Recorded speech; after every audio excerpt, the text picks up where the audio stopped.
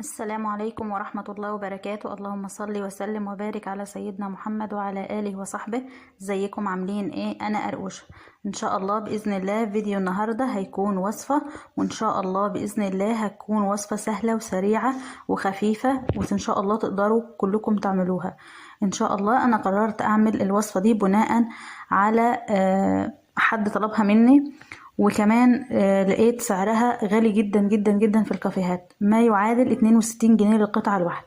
ان شاء الله هنعمل مع بعض السينامون رول او السينابون رول زي ما البعض بيسميه، وهش جدا ولذيذ جدا واحلى واطعم والذ واضمن من اللي بيتعمل في الكافيهات او المحلات.